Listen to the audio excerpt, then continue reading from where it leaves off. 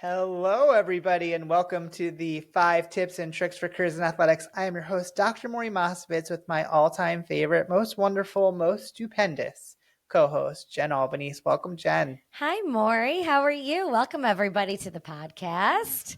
I am very excited. Dan Brown, who we were talking about, it's been like years, did a ton of stuff for us.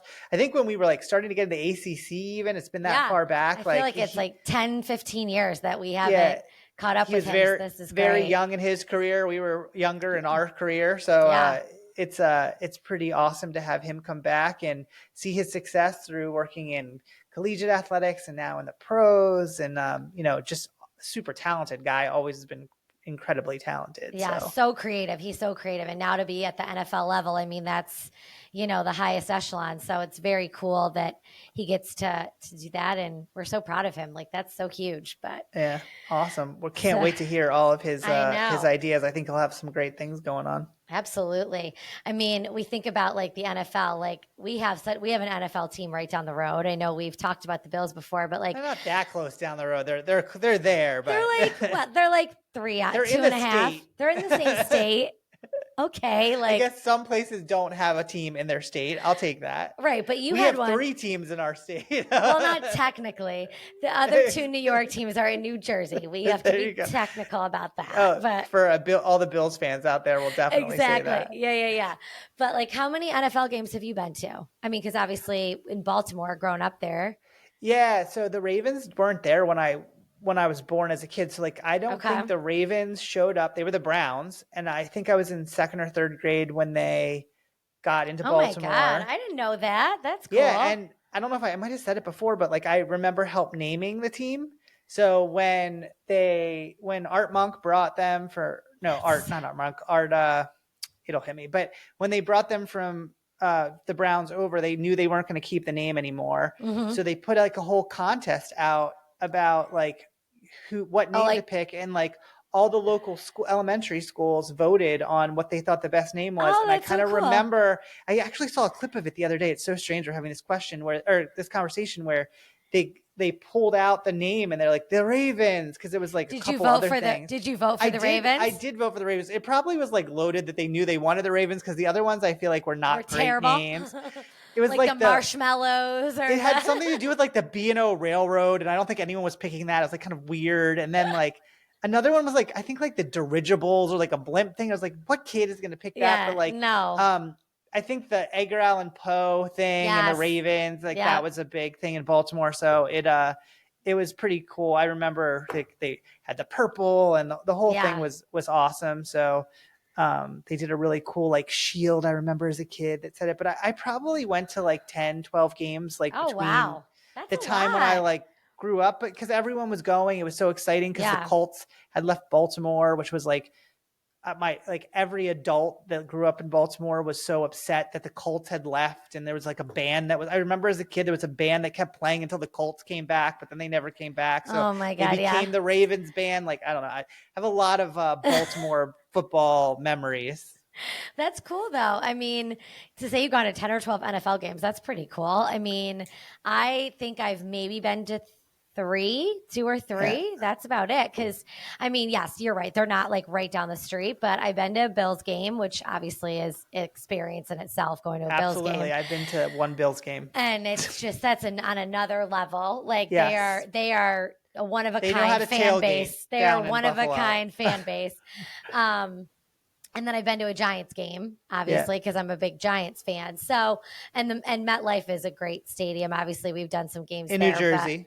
In New Jersey, not in New York, in New Jersey. So yeah, I mean, I didn't go to that many NFL games, but just the level at NFL is just unbelievable, and their production value and everything is just so cool. So yeah, it's cool that we do have so many things, so many NFL teams, only a few hours away to be able to go and be a part of that. And check out. And then people can go see all Dan's work at the Bengals, which will be pretty cool. And I'm sure he'll have some great things to talk to us once we get back after these messages. Well, here we want to get back. Are you a loyal 5 Tips and Tricks podcast listener? If not, now is the time to start. Get all your info and fun content on the podcast by following us on all our social channels at @AthCareerPod. The 5 Tips and Tricks podcast is a part of Athletic Career Consulting. Make sure to reach out to us. The one-stop shop for everything is our website, www.athcareer.com.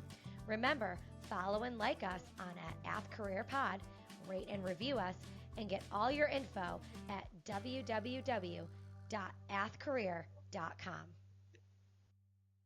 Okay, everybody, welcome back. Maury, would you like to introduce our guest today? Absolutely. Today's guest is a creative leader shaping the Cincinnati Bengals brand through impactful design and storytelling. With multiple seasons of experience in the NFL, he specializes in developing innovative, visual, and engaging fan-elevated partnerships and strengthening brand identity. He thrives in fast-paced environments, managing a growing creative team while balancing high-volume design requests. Before joining the Bengals, he worked with the University of Florida Athletics and later served as the Director of Creative Strategy at Mississippi State, where he helped spend 5 years elevating the program's brand. In addition to his full-time role, he freelances for the NFL Network and NFL RedZone, coordinating to their digital branding and assisting with weekly social graphics. A man with a vision for brand growth, both in the NFL and beyond. Very excited to welcome Dan Brown to the podcast. Welcome, Dan. Hi, Dan. Hello. Thank you. Appreciate you letting me spit that out. I've been having trouble today, so thank you for letting me get through it. Well, there's a lot to say. You've I know. Been so successful, Dan, and obviously we have a connection from way back in the day. Yes. First stop at Syracuse early on, so we got that full circle. Yeah. No, I am super appreciative of this. Like you guys said, it's full circle for me. Got my foot in the door, and the journey I've been on ever since is incredible and worth sharing. And I have plenty of insight to share with all of the designers around, and hopefully I can help somebody get to where I am or motivate somebody to follow in the same footsteps. Well, I know our viewers will be really excited to hear from you. So with that, why don't we hear your first tip? Yeah, no, the first tip definitely it aligns with, my beginning, and getting that footing with y'all. And I think more people should really reach out and create your own opportunities. So whether that's, taking what somebody's already designing, and just doing it better.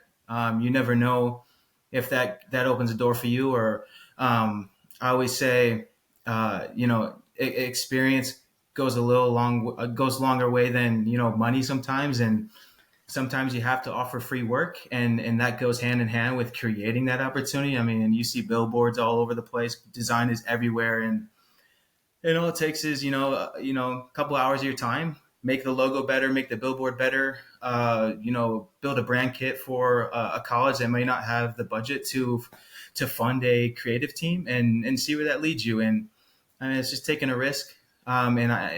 Most of the time it pays out. Yeah, it's pretty incredible that, you got your start probably by sending stuff out, making sure people got things that wasn't necessarily at the beginning to just make money. Clearly at the end, that was your goal, but to connect with people, to create a relationship and build an identity for your portfolio is such a interesting way to approach it. And people probably don't think, hey, if I throw myself out there, that might bring back big returns. Yeah, absolutely. And it's like planting a seed. I mean, once you get in the dirt, who knows where the roots grow and what branches come of it. And it's the people you meet. And one person leads to another person, and that person leads to 3 other people, and eventually you're well connected. Where I'm at now, I mean, I have former coworkers, friends that work in every league, every professional league. I have tons of coworkers that I've been with that are on other collegiate teams. And I mean, it's a huge tree once you get those years stacked up. I mean, you almost feel like it's a small world and everybody. Exactly. Yeah. Well, we always say that athletics is big but small. Everybody knows everybody, like you said, and it's a good point, like to build up your personal brand too, so that you can sell yourself and your creativity. And that's what I always remember working with you. Like I would come up with an idea, but you would like make it tenfold, from what I was thinking, and it'd be like, whoa, that's way better than what I ever would have thought would come out of this idea. But that's something that you can use in the beginning to help build yourself to be able to make those connections, like you said, so people see your work. Because in like that design world, you got to like show it. It's got to be like tangible to be able to see it. And that's important. So that's a good one. Awesome start, Dan. Thank you for that first tip. I can only imagine what's coming next. Let's get that second one underway.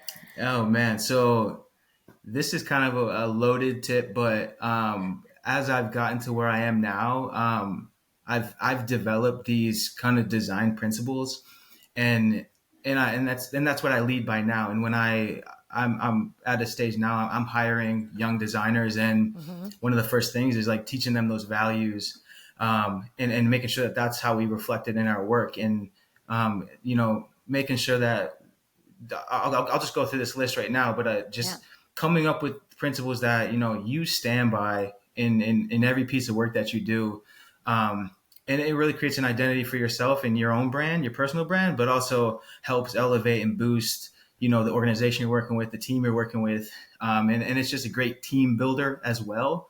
And I'll run through my list right now, and it's a couple bolded words, being effective design and not subjective design. Too many times we're designing because it's cool and it's not effective. It's small type, or it's clustered, and cool graphics. Yeah, they have their time on social, and you might get some engagement, but we're in a business where we are a service for multiple departments, multiple teams, and there's an objective at the end. And if you're not creating effectively, then you're just leaving it up to be subjective, and people don't understand what you're creating, what the goal is, what you're trying to obtain. And then efficiency, as you kind of grow as a designer, you learn how to be quick. I'd say I've been fortunate to be on small teams because I've really increased my efficiency and learned to put together projects quickly and build my files so that anyone else can hop on them and build something quickly. So the requests will never slow down. So becoming the most efficient designer. It's never ending. So developing that efficiency skill is major. And then just details matter the most. I mean, the smallest ones, typos. I mean, sometimes you got to take a seat back from, getting super creative and just really hone in on like the details, your typos, your composition, like all that stuff matters. You choose the wrong font, it could kill your graphic. You choose the wrong song for a video, it could kill your video. So those details matter. I think when I worked at Florida, we actually ran into a situation. We were giving away shirts, and a coworker of mine actually forgot the R in shirts, and it was 10,000 free. Yeah. So what? Yeah, you get it. Yeah. And that's a tiny little detail, but it matters. It means a lot. It goes from one thing to the other. Totally separate. Yeah. Two totally different. It's a really popular shirt, though. I mean, it's like a collector's item at that point. Yeah, no, those are the funny mistakes, but I mean, they could be crucial depending on how much money's going into it. Yeah. Another bullet point on my list was just becoming selfless. And that's the biggest hump, I would say, of being a designer, is like getting over that hump of it's not about us. It's not about me. We're working to achieve the objective similar to, effective design. Then technique, mastering your craft, and then getting good at it, which ties into your efficiency. Being confident and competent in your work, believing in it and knowing what its purpose is, that ties into the, effective design, being selfless, and then just evolving, like continuing to let yourself grow and evolve as a designer, learning new things, set aside time to develop your skill set. The world's growing around us. Technology's changing quick. Social media is a forever, changing world. What worked yesterday doesn't work tomorrow. So continuing to allow yourself to evolve is huge. And then being inclusive, like I'm a manager now, but like no project is too small, and understanding that you're helping your team by doing those small projects so that they can develop and they can grow. And then my last principle is just staying focused.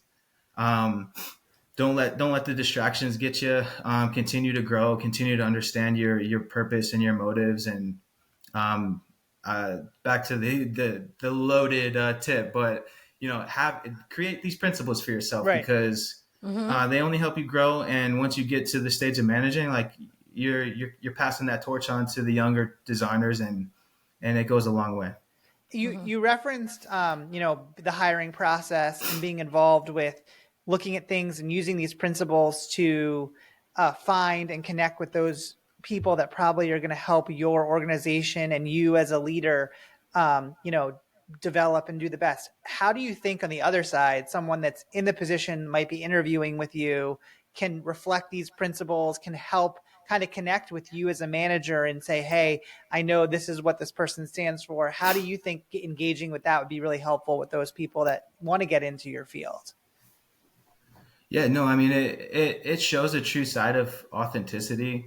You don't want to be robotic and just have people in your office that are executing projects. Like it shows a real side, and that, we're not just thinking of what today's projects are, but what today's project can lead to. Yeah. And I think, hearing these principles, just, I mean, you go in somewhere with a good structure and good motivation, like these are goals, as well as principles, like, and all they do is make us, you can take these principles and time into just everyday life too. I mean, being efficient in everything you're doing, time is important, as we were talking about with children, like, don't miss a minute, don't miss a second. Yeah.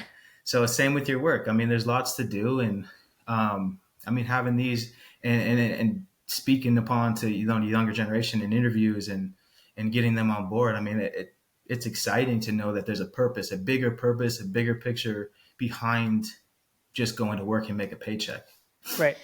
I like the one that you said about being selfless, because I think sometimes, the younger person right now looking for a job is about, let me build my personal brand. And that's important. And I understand that, but like understanding that there's a bigger picture, and that you're there to, grow the brand that you're working for, and that's got to be first before you and that, again, like you said, spans across all different, departments within athletics or sports, that you're there to do your job, and that's the first priority. So I think that sometimes younger generations forget that. So I think that that's a really good one, because you don't hear someone say like, be selfless. I think that that's a really good one. And I'm a product of that. I really, it is rewarding to sit here and say that I've, what I'm doing is selfless work, because when I started, I was an idiot. I thought I knew everything. As but everybody does when they start. Don't we all? Yeah. When you start, you do think you know everything. Like, that's just the way it is when you're young, And I think part of that too. Now we're looking at the old geezers that I know. Yeah. Yeah, no, I literally, we're doing interviews right now, and I brought up like being selfless, and once you get over that hump as a designer, like that's huge. That's a milestone.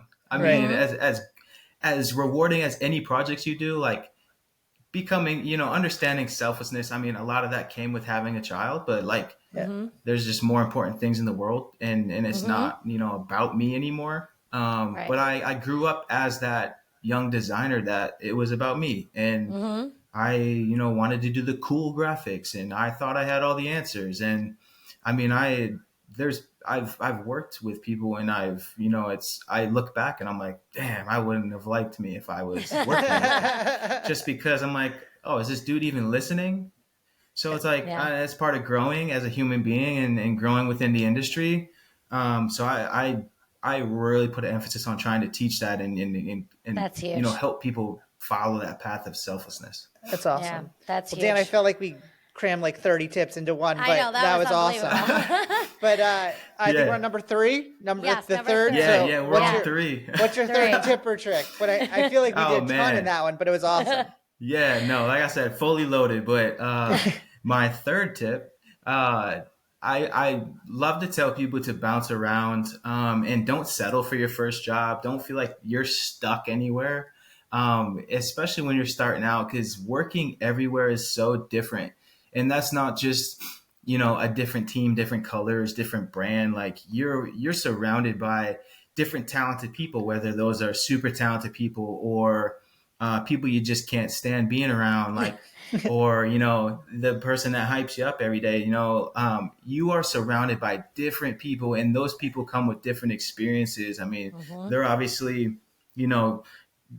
stepping along because of what they've been through or their experiences. So move around, bounce around. I mean, every office experience is different. Game days are different. The work structure is different. Yeah. Just being rewarded for your work is different. Some people, they don't tell you you're doing a good job. In some places you go and you get coffee in the morning, and they buy you lunch and tell you, get your pat on the back. Like, just go around. Like, and to the biggest point of this is like, experience lasts forever. I mean, it compounds over time, and you can sit back and be like, I deserve, this much money straight out of college. I made $825 working for the Florida Gators. Yeah. But I took $825 because I knew that would lead to somewhere greater. That would create, my network would grow, my experience would enhance, and like we were saying in the beginning, like, it's just this ever-growing tree of networking, and it leads to greater things. So, experience never goes away, but you can blow your paycheck on whatever, and then it's gone. Right. That experience will never be gone. You'll always have that no matter what you do. And it's kind of so interesting because I think we were talking about it today. I was in a meeting and saying, like, especially like if you're a young person and, you're like, grab every opportunity, like whether it's, the school that you're at or the area that you work in, like connect with those different places. And like you said at the beginning, like throw yourself out there, say, hey, I'd love to like do some design work for you or collaborate with your team, get some experience. Even if they don't use your stuff necessarily right away, you at least got to like work with them, build that experience. And I think so many people might be afraid of like putting themselves out there. And like you said, like it's such a beneficial thing, especially as a creative person like you are, to create that network and, don't be afraid to engage and connect. And whether that's in early on in your career, like in a school setting, or that's in your job where you're taking a couple different opportunities to really expand your abilities. Yeah, no, and it's to that, like, I see so many young designers, young athletic, whether you're working video, you're working marketing, like I see too many times where seasonals or interns come in and they're not asking to do more. They're doing what they're told and then they're going home. Right. Oh my God, 100%. Like, we have that in our office right now. Yeah. And it's like, man, if like, most people are fortunate to have like mentors that, push them along, but like, man, when you're young, like, to grab all the experience, do everything. This is the time. Take advantage of it. Exactly. Because then, like you said, when depending on the people that you work with, what style you like, what style you don't like, how you want to model yourself as a boss or a leader, you learn that from all those different experiences. However many, I've been through a few bosses at Syracuse, and I've taken something from each one of them, whether it's good or bad. It was, hey, I want to be like this, or I don't want to be like this. And that's key too with experience. Yeah. So this is a little bit, we can all agree that we've probably had some season that had some negative effect to it. We've worked with some negative people, and I have had a season where I've managed a team and, leadership wasn't quite there. And I would apologize to my team and be like, hey, I'm sorry about this. But if there's one thing to take away from this, is that, it's not a total complete loss working with bad leadership, because now you are learning to what it is. You're learning what it is. You're learning how to react to it. You're learning to keep composure. So like those negative things, it's kind of like, shoot as many baskets as you want. The ones you miss are the ones you learn from. Yeah. Same thing with, being in bad situations in different work cultures. Like, take the negative and teach yourself how to handle it and how to react. Because I mean, it only benefits you. You got. I wish more people would be in those situations just to learn how to handle people like that. So Absolutely. In reflections and sitting in the kind of the older experience side, I know that we have the ability to look back and see it, and it's harder when you're in it, but really you can learn so much from those things that just might not have been what you felt was the best experience at the time, and said, okay, this is how I grew from that, and it becomes a rewarding thing at the end. Yeah, and Maury, I honestly believe you probably learn more from a negative situation than you do in a perfect fun work culture. 100%. Right. Yep. Because we're developing every day, and if everything's my perfect, father says, what are you learning? You always remember the restaurants that were no good. It's hard to remember the ones that were that great. So it's either really great or really bad. That stuff in between doesn't always stick. So yeah. Awesome. Okay. Number 4. Keep it on track, Jen. Number 4. Number 4. All right. This one is just being adaptable. A lot of my tips kind of align with each other, but understanding objectives and if different leadership comes in and you're used to something, be adaptable, be flexible. My buddy Schweppy, coworker of mine, he threw these 2 words by me one time, and it's situational awareness. And I just can't not have a conversation and say it, because it has so much weight on it. Just understanding, situations and being able to, maneuver them and adapt. And because we are a service as designers, we are a service to different departments, and everyone has their different goals and objectives. So back to my first thing, the cool graphics don't always translate with a ticketing ad or a banner ad. Yeah, I was just gonna say ticket sales. Small type. Yeah, it might be cool. You don't want all this type or anything, but that type has an effect, and we need people to read when something is or what the event is. So, we are a service for other departments, and just being adaptable and understanding that is huge. Well, I even think about you have a guy on the team that, was doing well, but you didn't think was going to have this breakout year. And now you're going towards the end of the season, and now wasn't maybe a person you thought was going to be as a focus in your, graphics and in your and now they're very popular and you're that's got to be something that you're willing to be open to. Because if you're just oh no, we're only going to do the quarterback or only do the guy at the beginning of the season that everyone thought was going to be the one, it doesn't necessarily connect with your fan base or what you're doing. So yeah, no, we ran into that situation with the Bengals. Losing seasons, injured quarterbacks. Right. You have to kind of shift gears and accept it. Players not signing their contracts when everyone wants them to sign their contracts. You have to avoid using them in assets. And then even we have a couple of players now that are, we're waiting for them to sign. And coming up with the draft, we can't be highlighting that position at all because we're waiting for someone to sign. And you start posting about this position. Right. And people now are changes the whole you're thing. doing this. Yeah. Right. So, yeah. And then even severe injuries. I was working the game here when Damar Hamlin went down from the Buffalo Bills. Yes. And the game ended within 7 minutes or so. And we can't go radio silent on social. Right. And then the next day it's you have to understand when read the room. Situational awareness. Situational awareness. Yeah. Willing to pivot. Some people would be this is our plan. We got to stick to it. And you have no ability. You can't do that. You can't in a situation like yeah. that. Yeah, there was no avoiding that. You had to address it. Yeah. I was gonna say being adaptable, like if Joe Burrow changes his hair color, like you got to change that out. Yeah. And some days he's blonde, and then he's right. You never know. So you got to be adaptable. Keeping you on your toes. Yeah. Awesome. Okay, well, we're down to that very last one. So Jen, throw it out there.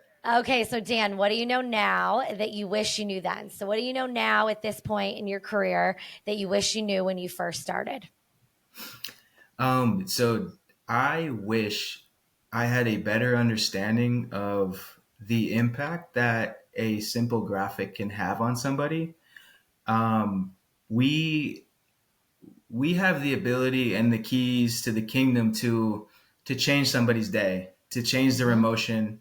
A platform that 3 million follow in a game that 70,000 people watch. We have the ability in a world where things are so negative. We have the ability to create something that can let someone escape their daily routine and kind of sit back and relax and really enjoy and be, and feel rewarded with. We create these experiences, and we create memories. We create, whether someone has the best, glassware in their cabinet, like they might still pull out that Cincinnati Bengals cup that I designed that they bought at their first game. That's their cup. And it forever ties a memory. So you say you go to this game with, your grandpa brings you to a game. It's the first game that you've ever been to. It might be the only game you ever go to. That cup, that graphic will withhold a memory forever. Every time you look at that cup, hey, that's the game I went to with grandpa, or that's the game Joe Burrow threw 6 touchdowns in, The impact that we have it's so rewarding. And it's the more and more I do this, I wish I had a better understanding of that when I started. And so I wouldn't have taken for granted, like what I was doing and just understanding, like, whether you're doing a 5-minute graphic or a couple day wall mural, like that has a huge impact on somebody. Yeah. And it's that outlet for people. That's so cool. I always say that too. Like we're not curing cancer. We're not saving lives, but we're giving people that out. And that's what sports is. It gives people, a little bit of time to forget their problems and like create a memory with their son or their daughter or their grandpa, like you said, and to be a small part of that, I think is very, very cool. And that's why you do it. That's why you have to do it. You got to have that thought. So that's cool. I love it. Dan, you killed it. Thank you so much for being on this, thinking all those years back when you were doing graphics with us back at SU. So, thank you for your time and thank you. Awesome to hear your tips and hopefully everyone check out all the awesome stuff Dan does with the Bengals. So check out all of his graphics and all the exciting things. Yes. And Jen, always promote what we got going coming up. So make sure you're following all of our socials at Career Pod, and then liking and sharing everything and following us on all your podcast platforms. And we have new episodes that drop every Tuesday. So Dan, this was awesome. Thank you so much. It was so good to see you and catch up. This was awesome. Thank you. Absolutely. Everybody next time. Bye. Bye. If you like the 5 Tips and Tricks podcast, make sure to subscribe on your favorite podcast platform. You can rate and review us, including questions that may be answered on future episodes. The 5 Tips and Tricks podcast for careers in athletics is part of Athletic Career Consulting. Check us out at www.athcareer.com. Don't forget to follow and like us on your top social media platform.